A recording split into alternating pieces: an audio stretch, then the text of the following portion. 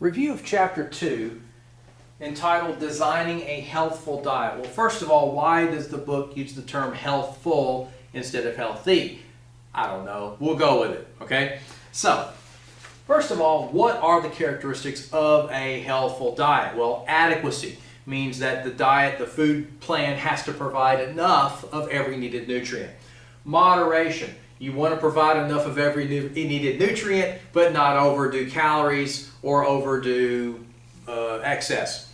Balance involves eating the right combinations of foods, and of course that goes along with variety. You're not going to get everything you need in one food or even in one food group. Now, read the notes concerning what I have about nutrient density. Okay, nutrient density essentially means the proportion of nutrients to calories. So, for example, whole milk versus 2% milk.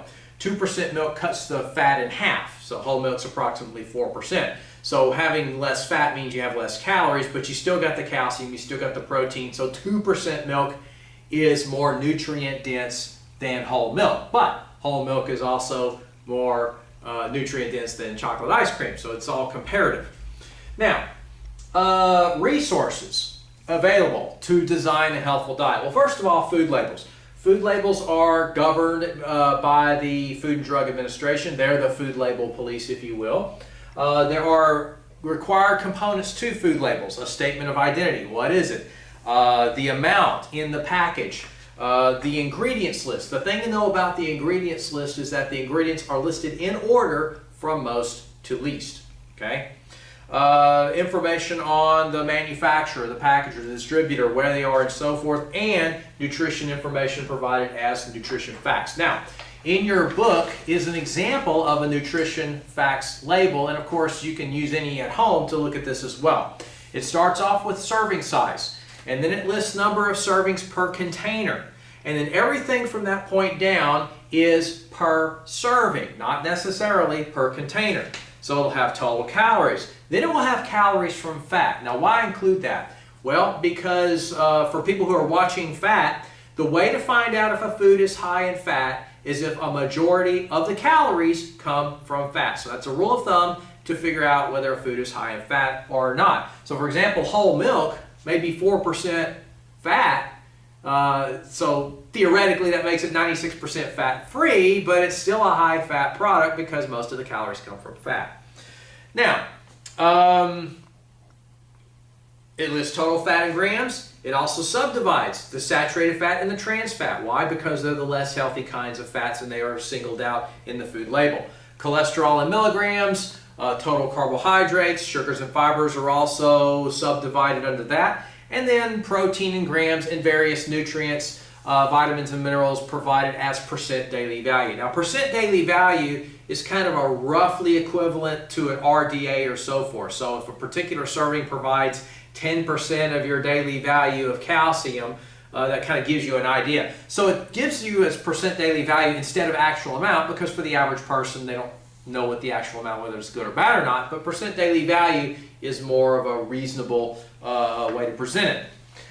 We also have the dietary guidelines for Americans. The federal government puts this forth every 5 or so years. Adequate nutrients within calorie needs, limit total fat, saturated fat, trans fat, salts, sugars, alcohol, manage weight, include physical activity, encourage fruits, veggies, whole grains. It mentions fat recommendations. Take those to heart. Total fat recommendations, saturated fat, avoid trans fat. Be sure to get enough carbohydrates. Best sources are whole grains with fiber. Of course, managing salt helps to lower risks or prevention of hypertension. And it mentions alcohol in moderation at most, and it defines what moderation means, so be sure to read through that. Food safety, that is, avoid risky food practices that can increase chances of microbial food poisoning. We actually have an entire chapter on that. Food groups. Well, we had an understanding of food groups for many, many, many years. And the current standard, of course, is the choose my plate. So instead of providing a pyramid or some other diagram, we have food on a plate. So we have fruits, grains, vegetables, protein, and dairy, roughly in the proportion of how much they should occupy on a standard size plate.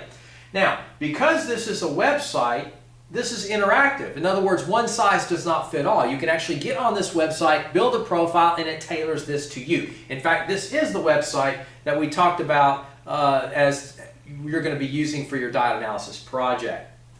So read through the notes and the book concerning the major contributions of these food groups. Now, we have additional diet plans. For example, the 5-a-day colorway plan, which is to encourage eating more colorful fruits and veggies. The exchange list system, which puts foods into categories based on their effect on blood sugar, and so on. Now, the last part of the book discusses tips on eating out, and be sure to read through that. Most of it's common sense stuff. That is, cream-based anything tends to be high in fat, breaded and fried tends to be high in fat, and so forth. And that concludes the review of the notes for the second chapter.